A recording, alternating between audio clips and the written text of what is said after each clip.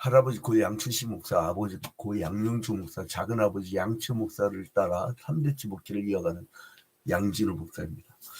제가 이제 이 앞에 이벤트는 성경에 나와 있는 인물들의 그 소개를 벤치마킹 했어요. 그런데 이제 그런데 어제 전화가 왔어요. 어제 해질녘 저희 인천에 사는 우리 양예자 고모가 전화 가지고, 진우야 너 저기 뭐야 설교 영상을 봤더니 네 할아버지하고 아버지하고 작은아버지 이렇게 말하는 거 보니까 아주 뿌듯하더라. 그러더니 그냥 무조건 다 잘했다는 거야.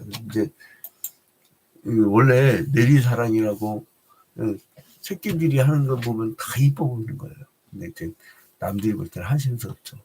조회수가 나오나, 구독자 수가 지금 벌써 이게 코로나19 한참 막 확장기 때 그때 이제 시작했음에도 불구하고 200명 보는 거 구독자 수가 물론 막 영업 스타일이 아니야. 제가 의외로 사람들이 막 저 영업 스타일인 줄 알았는데, 근데 이제 이게 내가 이걸 왜 할까? 그럼에도 불구하고 왜 할까? 그게 뭐냐면 남겨진 자, 하나님이 남겨놓은 자들에게 이 시대에 대해서 뭔가 메시지를 전하려고 그래요. 그러니까 이게 칼바르트가 그러잖아요. 이 이사야 시대, 그러니까 지금부터 한 2800년 전이죠. 그때 현장에서의 계시가 있었으면, 현장의 계시, 이게 이제 하나님이 이사야에게 말씀을 하시고 그러잖아요. 그게 이제 없어지지 말라고 그걸 기록을 남겨요. 이거를 기록된 계시라고. 기록된 계시. 근데 이거를 기록된 성경을 우리가 보고 오늘날 이 시대에 맞게 해석한단 말이에요. 이거를 해석된 계시라고 해요. 해석된 계시. 그래서 이제 이 계시는, 기록된 계시는 완성이 됐죠. 그래서 더 이상 추가된 계시가 필요가 없다. 그러니까 이건 객관적 계시라고 합니다. 객관적 계시. 객관적 계시는, 그러니까 예수 그리스도께서 십자가에 못 박아 달려 죽으시고 우리의 죄를 사해 주시고 부활 승천하시고 통치하시는 그러한 기본 구도가 이제 성경에 있는 거죠. 근데 이제 이 이사야서에서 말하고자 하는 것은 이스라엘 백성들 가나안 땅에 정착시킬 것만 이 사람들이 이방과 구별되지 못하고 똑같아. 그래서 이 이스라엘 사람들이 심판을 당하고, 그리고 그 주변 국가들이 하나님의 악한 도구로 사용되어서 이스라엘을 심판하지만 나중에 하나님께서는 회복시킬 것이다. 이게 이제 이사야서의 기본 구도입니다. 그러니까 이제 40장부터 66장까지는 회복에 대해서 말씀을 하지만, 그런데 이게 여러 가지 이스라엘 백성들의 그 죄악과 이방 사람들의 그 죄악들을 쭉 이렇게 다 정리를 이사야서에서 얘기하지만, 이 48장은 재밌는 게 뭐냐면요, 이스라엘에 뭐 우상 숭배한다든가 이 사람들이 막 구조적인 죄악들, 그러니까 이제 시스템을 잘못 만드는 거죠. 시스템. 하나님이 그 시스템을 토라를 통해서 가르쳐 줬건만 이 사람들 탐욕 때문에 그걸 못한 거예요. 자, 이게 이 시스템이란 건 왜 중요하냐면요, 시스템이 잘 갖춰져 있으면요 사회가 어떻게 변동이 되든 상관이 없습니다. 근데 시스템이 잘못 갖춰지면요 다 죽어요. 요즘에 AI 시대라고 해서요, 제가 이 설교문을 있잖아요. 설교문을 이사야 48장 설교를 만들어라 명령을 주잖아요. 챗 GPT가요 제가 만든 설교문보다 훨씬 더 잘 만듭니다. 그러니까 솔직히 고백할게요. 내가 보고 깜짝 놀랐다니까요. 깜짝 놀랐다니까.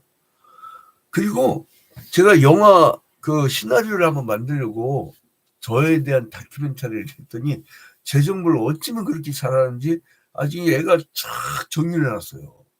그리고 저를 그 주인공을 하고 짠 거 보니까 아주 기가 막힙니다. 기가 막혀요. 그래서 지금 미국의 헐리우드에서는 시나리오 작가들이 막 잘려 나간다는 거예요. 그런데 이 AI가 발전할수록 모든 국민이 다 행복하게 사는 시스템이 있고, AI가 발전될수록 극소수의 가뿐만 살고 나머지는 다 죽어버리는 거예요. 그 두 가지냐 뭐냐면 시스템. 분배가 잘 된 그 국가의 시스템은요, 북유럽 같은 나라들, 그 기독교 국가들이 대부분 그런 시스템이 잘 돼 있어요. 분배가 잘 된 나라들은요, AI가 사람의 일자리를 뺐잖아요. 그러면 뺀 것에서 원래부터 세금을 잔뜩 걷어다가 그 사람들이 은퇴하면 연금으로 좋게 나눠주잖아요. 그러니까 그게 연금이에요. 자기는 돈 안 냈지만 부자들로부터 혜택을 받는 노블리주 오블리주라고 그러죠. 근데 이제 여기서 노블리스 오블리주 이런 정신처럼 그렇게 이제 많이 가진 사람들은 없는 사람들 위해서 이렇게 하고, 그런 어떤 그 책임감, 그 사회적 책임이라고 합니다. 그 사회적 책임을 요즘 전공하고 온 사람들이 많더라고요, 독일에서. 근데 이제 아무튼 이제 그런 나라들은 사람이 시인 만큼 집에 가만히 있는데도 기본소득이라고 이렇게 쭉 돈이 분배된다는 거예요. 그러면 다 같이 잘 살아.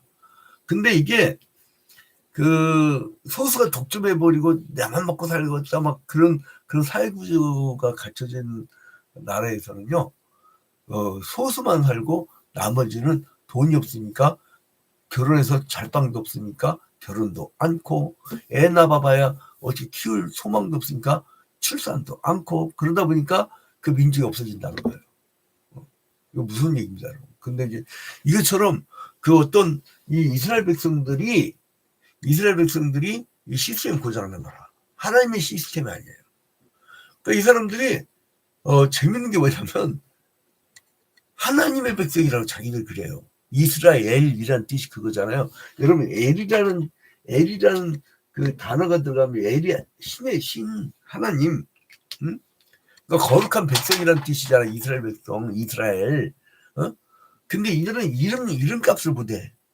왜냐면 하나님을 인정하지 않아요. 그리고 거역해요. 배적해요. 그래서 그 세상을 따라 살아가면서 자기의 시스템은, 사회적 시스템은 사회를 따라 살아가는 거야. 그러니까 여러분 이게 그 사람들이 내가 이렇게 살아가지고 하나님의 뜻을, 주의 뜻이 이 땅에 이루어지다라고 하는데 내가 과연 이게 하나님 뜻에 맞게 사는 것인가 회의가 드는 신앙생활들이 있어요. 그 이유가 뭐냐면 사회적 시스템을 하나님이 원하는 성경적 시스템을 안 만들어놔서 그래요. 그러면 헷갈리는 거지. 하나님께 막 영광 돌리고, 이 성경에서는 사도행전 2장에 보면은 그 초대교회 모습이 유무상통이라고 하는데, 나와본 유무상통 고사하고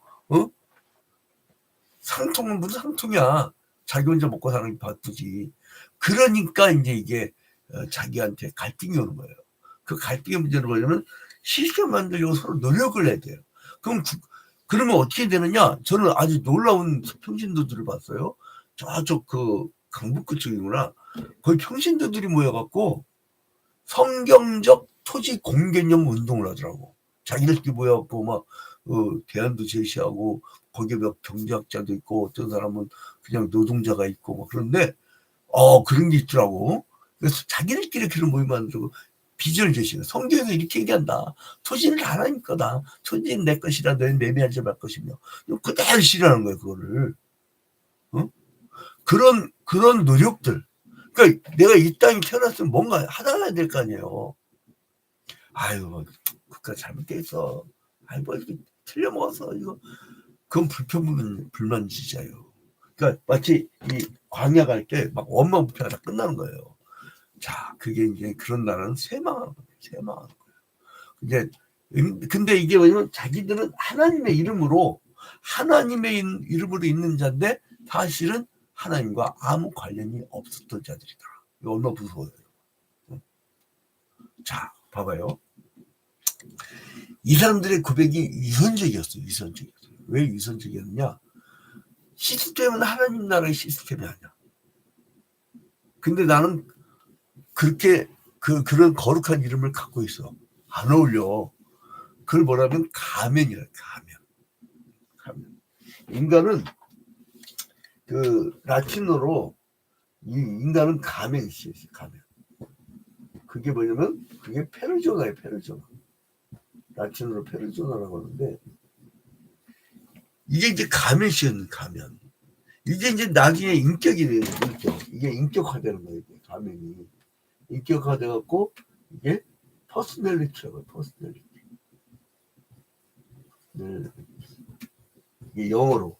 이거는 라틴어고 이거는 영어고.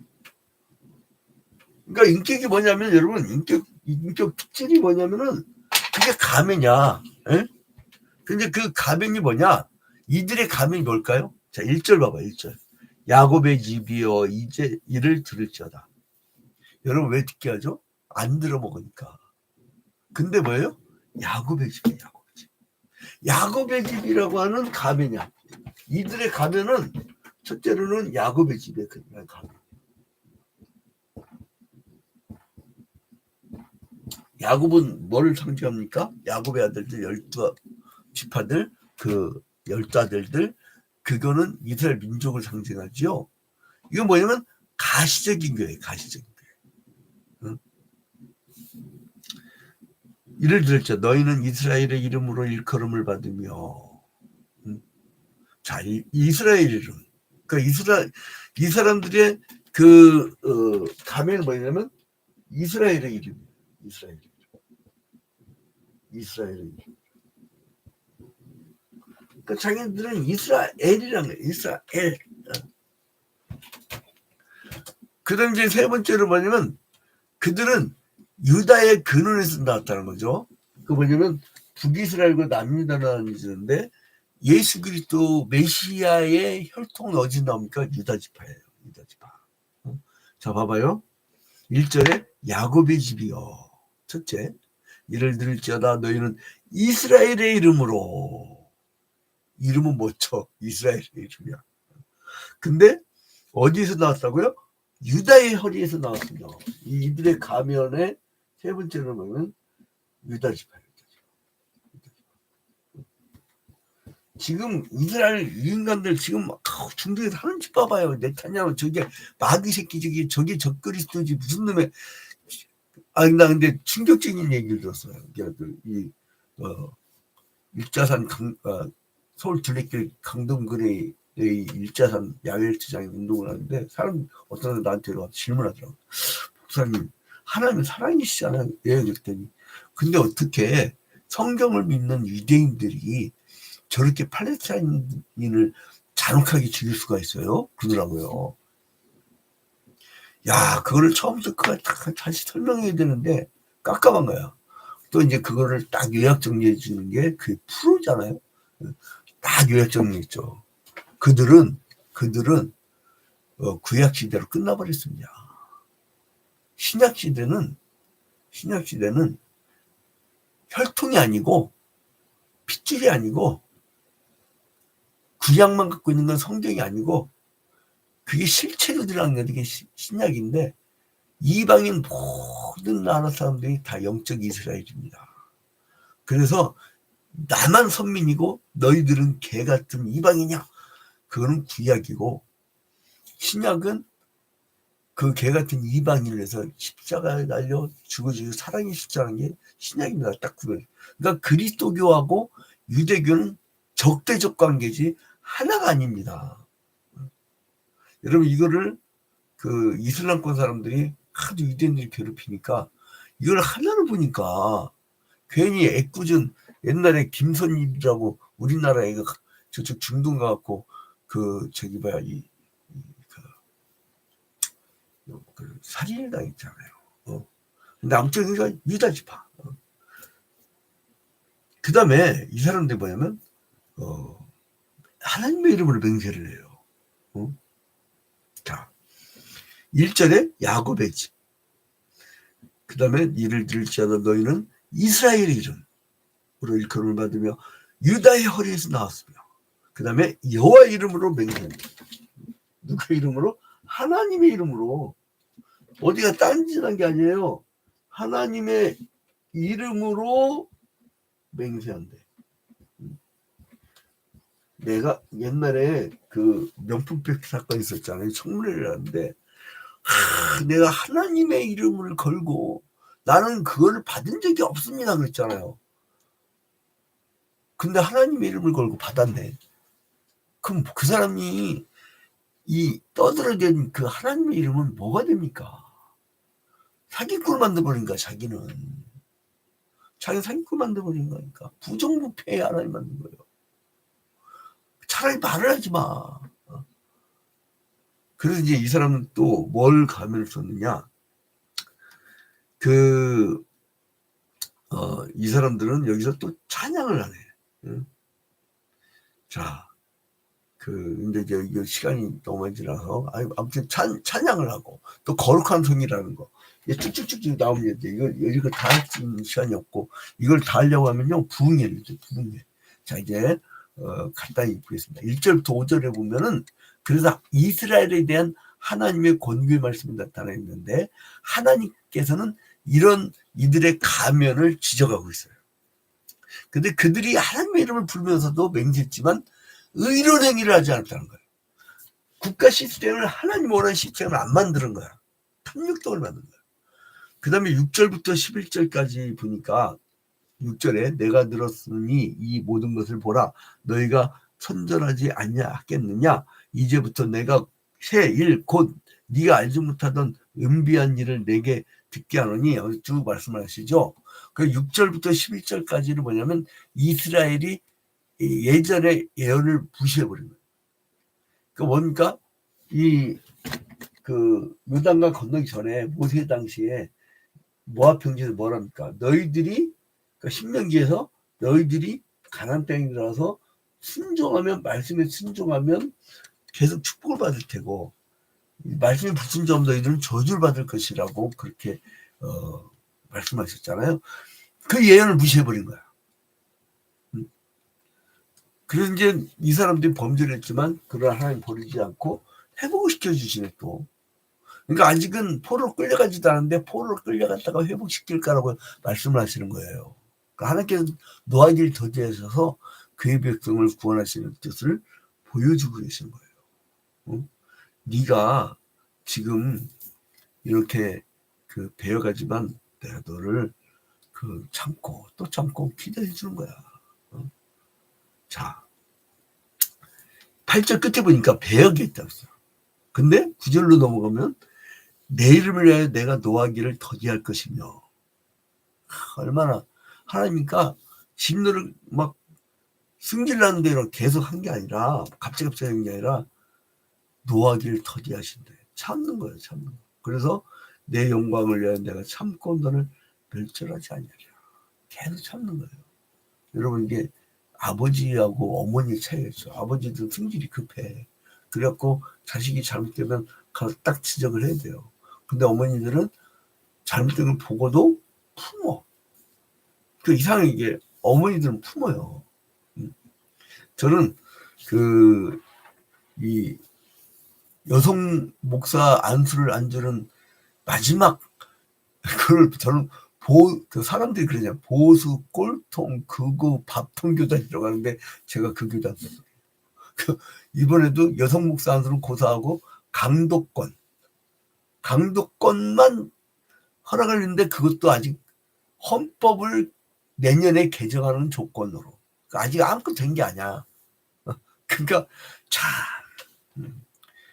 이거요 나중에 누가 국가인권위원회에다가 제소하잖아요. 바로 걸립니다. 망친답니다.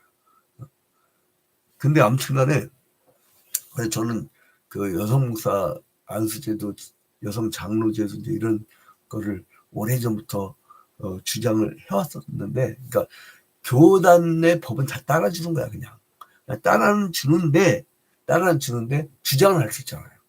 자유민주국가에서 그 자기 주장한 것처럼. 근데 여기서 보니까요, 여러분, 이 사람들이, 그러니까 이 노하기를 더디하고, 이거는 있잖아요. 어머니들의 속성이에요. 어머니들의 속성. 그 여성들이 그 목회를 하잖아요. 그럼 잘 품어줘요. 케어를 잘해줘요. 남자들은 뭘 잘하느냐? 조직적으로 딱 시스템을 만들고, 남자는 정치를 잘해. 남자들끼리 모이면 정치를 해요, 정치를. 지들끼리 싸우고 막 팝을 만들고 막 이래요. 요즘에 융파, 한파 막 해갖고서 지들끼리 또 막 형제처럼 막 지내, 형님 막 아우 이랬던 그 사람들끼리 또 이제 권력의 어떤 그런 게 있으니까 또 싸우더만. 내가 볼 때는 동생이 좀 똑똑한 것 같아요, 집에. 현명하고. 아무튼 간에, 근데 여기서 보니까 내 이름을 위하여 내가 노하기를 더디할 것이며 내 영광을 위하여 내가 참고 너를 멸절하지 않느니라. 이게 어머니의 품의 이 연상이 돼요. 어떤 엄마들은 애들 뭐 죽도록 때리다가 애들 죽어버리고 그런다 그러지만 나는 그 워낙 성경 말씀 중심의 이 신앙 가문의 어머니라서 그런 내가 너를 노하기를 더디할 것이며 내 영광을 위하여 내가 참고 너를 멸절하지 아니하리라.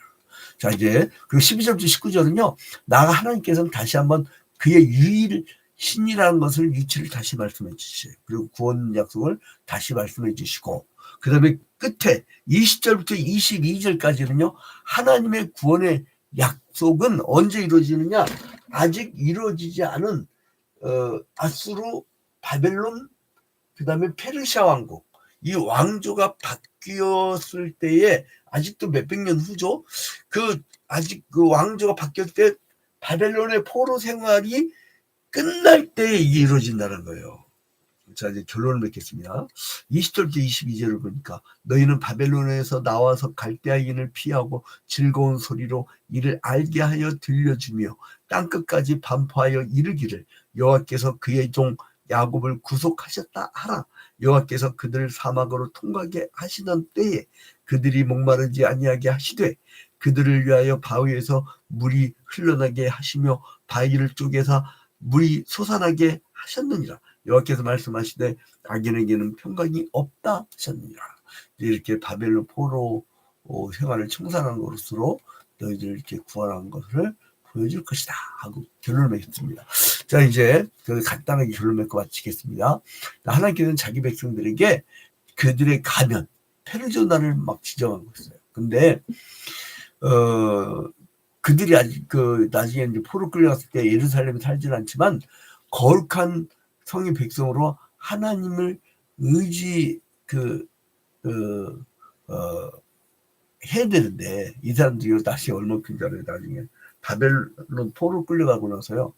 거기서 제국 사람들한테 피가 섞이잖아요. 그러니까 이제 자기들이 편해진 거야. 그러니까 예루살렘 돌아가기가 중요하지 않다고 보는 거예요. 예루살렘 무슨 상징이지? 구약시대 때는 하나님의 임재 상징이었잖아요. 그 법궤를 놓고. 그러니까 그게 편한데 가시가 뭔데요? 그걸 왜 찾아? 아주 귀찮아.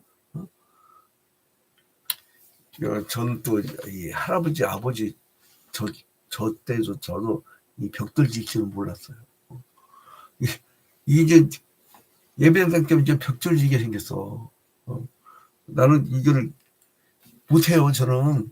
근데 이 하나님의 그러니까 물론 뭐 구약의 성전 개념 없어졌지만 모임이 성전이지만 그 모임이 모이는 장소가 얼마나 소중합니까? 여러분 불나갖고 없어져 봐요. 천막에서 한번 영하 10도에서 예배해봐. 정말 그 바닥을 치면요. 그 바닥에 대비해서 항상 감사하게 돼. 항상 감사하게 돼. 자, 여러분 그래서 오늘 우리 가면 벗읍시다. 그래서 하나님이 구원해 주시고 하나님만이 우리의 주인 되는 것을 고백하고 그래서 택한 자녀는 반드시 끝까지 참아서라도 구원의 길로 인도하시는 그 하나님의 성실하심을 우리도 보고 배웁시다. 성실합시다. 신앙 패턴이 일정해야 될 거 아니야. 저는요, 초대교회처럼 교회를 합니다. 왜냐하면 초대교회 때는 주일성수라는 몇 번 공부하다가 그 이방인처럼 지옥 갈 백성처럼 취급해버리고 내치라고 하잖아요. 그게 이제 그 성경의 원리예요. 그래서 여러분 이제 우리가 좀 성실합시다. 난 주일날 도대체 그러니까 세례받고 교회를 다 안 났다는 분 내가 이해가 안 가. 더군다나 설교자들 있잖아요. 설교 언제 끊기는 줄 알아요? 예배 도중에 누가 들어오잖아요. 설교 온 거 싹 까먹어버려요. 특히 외우고 가는 사람 나중에 외우고 가거든요. 까먹어버려요. 좀 성실합시다. 다 바뀌자고요. 우리 매일같이 이렇게 새벽기도도 뭐 뭔가 성실합시다. 성실해서 하나님 앞에 가면이라는 위선이라는 그런 지적을 안 받고 영원한 저 구원의 그 축복을 누리는 여러분이 되시기를 주님의 이름으로 축원드립니다.